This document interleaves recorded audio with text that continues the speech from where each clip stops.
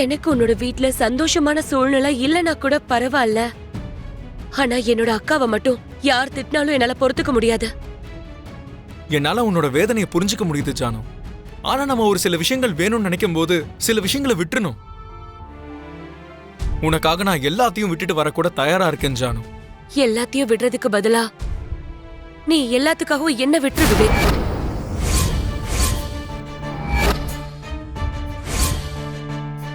அதுவும் இல்லாம உனக்கு ஒரு நல்ல சம்பந்தமும் கிடைச்சிருக்குல்ல.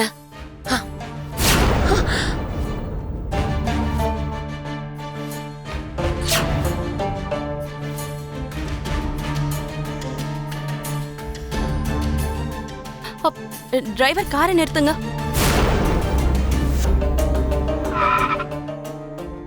விடுறதுக்காக இல்ல ஜானு நான் உன் கைய புடிச்சது.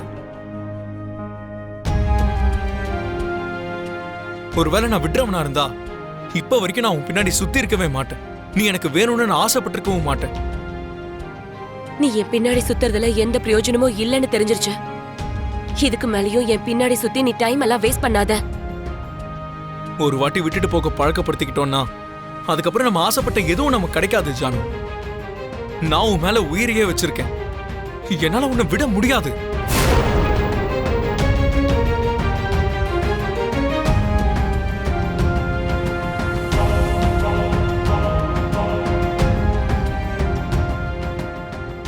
ஜானுவும் விவேக்கும் ஏன் இப்படி இருக்காங்க?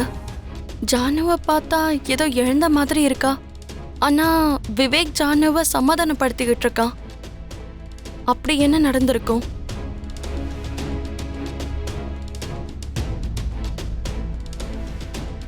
அம்மா, ஸ்கூலுக்கு டைம் ஆகுது. டிரைவர் காரை எடுங்க. ஜானு ப்ளீஸ் நான் சொல்றது கேளு. Jaanu Jaanu Jaanu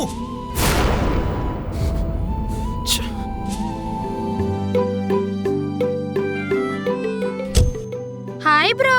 hi bro. இன்னைக்கு என்ன லேட் ஆயிடுச்சு? அதெல்லாம் ஒண்ணும் இல்ல, நாங்க கிளம்பும் போதே லேட் ஆயிடுச்சு. ஸ்கூல் கிட்ட வந்ததுக்கு அப்புறம் அம்மா வேற காரை நிப்பாட்டிட்டாங்க.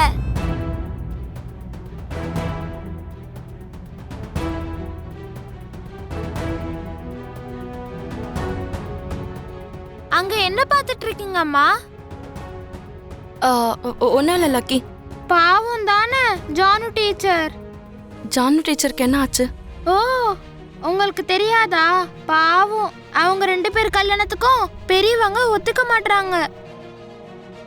அதனாலதான் 2 பேரும் ரொம்ப வருத்தப்பட்டுட்டு இருக்காங்க. விவேக் சித்தப்பாவுக்கு வீட்ல இருக்கிறவங்க வேற யார் கூடயோ கல்யாணம் ஃபிக்ஸ் பண்ணிட்டாங்க. இப்ப நீ என்ன சொன்ன? விவேக் சித்தப்பாவுக்கு வேற ஒரு பொண்ணு கூட கல்யாணம் ஃபிக்ஸ் பண்ணிட்டாங்க. சித்தப்பாவா? என்னாச்சம்மா? விவேக் சித்தப்பாவா? ஆமா, விவேக் சித்தப்பா கூட ரொம்ப கவலைப்பட்டுட்டு இருக்காரு.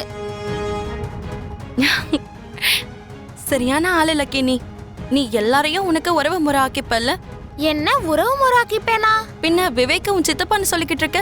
அவர் என் சித்தப்பான்றனால தான் சித்தப்பான்னு சொல்றேன். நான் என்னமோ உனக்கு அம்மா, விவேக் உனக்கு சித்தப்பா, ஜானு டீச்சர் உனக்கு சித்தி, அப்படிதானே? ஆமா, விவேக் சித்தப்பாக்கும் ஜானு டீச்சருக்கும் கல்யாணம் ஆயிடுச்சுன்னா அவங்க எனக்கு சித்தி முறை தானே வேணும்.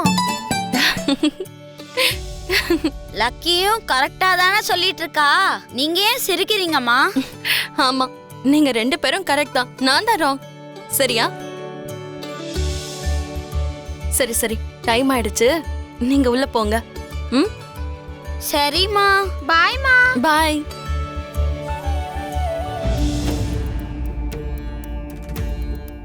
லக்கி சொன்ன மாதிரி உண்மையாவே விவேக்கு இன்னொரு சம்பந்தம் பார்த்திருக்காங்களா? அதனாலதான் ஜானு இந்த அளவுக்கு வருத்தப்பட்டு இருக்காளா? இந்த சமயத்துல ஒரு அக்காவா ஜானு பக்கத்துல இருந்து நான் சமாதானப்படுத்தணும். ஆனா எனக்கு அந்த வாய்ப்பே இல்லாம போயிடுச்சு.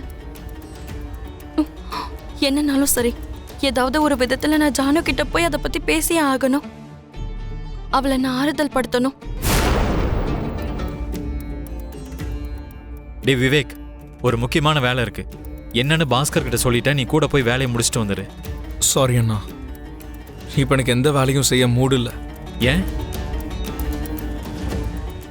என்னோட மனசுல நான் ரொம்ப பெரிய பாரத்தை சுமந்துக்கிட்டு இருக்கேன்னா. கொஞ்ச நாளைக்கு இந்த ஆஃபீஸ் வேலைக்கெல்லாம் தூரமா இருக்கலாம்னு நினைக்கிறேன். பாஸ்கர். சரிங்க சார். அண்ணா, அன்னைய நீ பார்க்குற பார்வை வேற, நாங்க எல்லாரும் பார்க்குற பார்வை வேற. அவங்க ஏமாத்திட்டாங்கன்னு நீ நினைக்கிற, அவங்க அப்படி செஞ்சதுக்கு கண்டிப்பா ஏதாவது ஒரு காரணம் இருக்குன்னு நாங்க நினைச்சிட்டு இருக்கோம். நம்பிக்கிட்டு இருங்க, இப்படியே நம்பிக்கிட்டு இருங்க. ஒரு தப்பான விஷயத்த சரின்னு நினைச்சுக்கிட்டு நீங்களும் தப்பான வழியில தான் போயிட்டு இருக்கீங்க. தப்பு செஞ்சவங்களை கூட பெரிய மனசு பண்ணி விட்டுடுறீங்க. உங்களை நீங்களே ஏமாத்திக்கிறீங்க. இதுல ஏமாத்துறதுக்கு என்ன இருக்கு மித்ரா? ஒரு நல்ல விஷயம் பக்கம் நம்ம நிக்கிறோம். ஒரு நல்லவங்கள பத்தி யாரும் தப்பா பேசிடக்கூடாதுன்னு அவன் இப்ப சொல்லிட்டு இருக்கான். மாம், நீங்க அவ செஞ்ச தப்ப நியாயப்படுத்தணும்னு நினைக்காதீங்க. நீங்க எவ்வளவுதான் சொன்னாலும் எனக்கு அவ மேல இருக்கிற அபிப்பிராயம் மாறாது.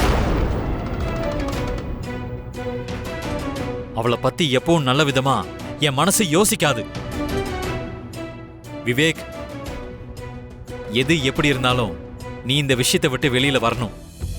உன் ஃபியூச்சரை பத்தி கூட நீ கொஞ்சம் ஃபோக்கஸ் பண்ணணும். நான் என்னோட லைஃபையே தொலைச்சிட்டு இருக்கேனோன்னு பயமா இருக்குண்ணா. இதுல எங்க இருந்து ஃபோக்கஸ் பண்றது?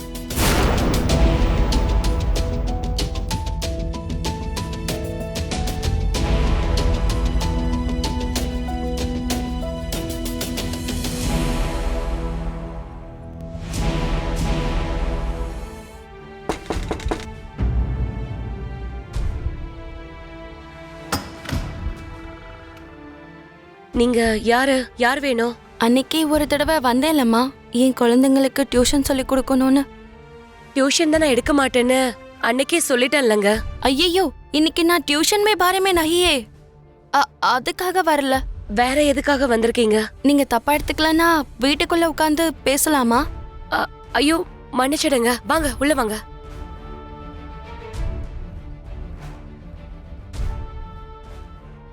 வாங்க உட்காருங்க. இப்ப சொல்லுங்க, எதுக்காக நீங்க வந்திருக்கீங்க? உங்ககிட்ட நான் சொன்னேன்லம்மா, உன்னை பார்க்கும்போது என் தங்கச்சி தான் எனக்கு ஞாபகம் வரான்னு. அவளுக்கு கஷ்டம் வரும்போது அவளுக்கு துணையா இருக்கலாம்னா நான் பக்கத்துல இல்ல. அக்கான்ற முறையில அவளுக்கு என்னால ஆறுதலும் சொல்ல முடியல.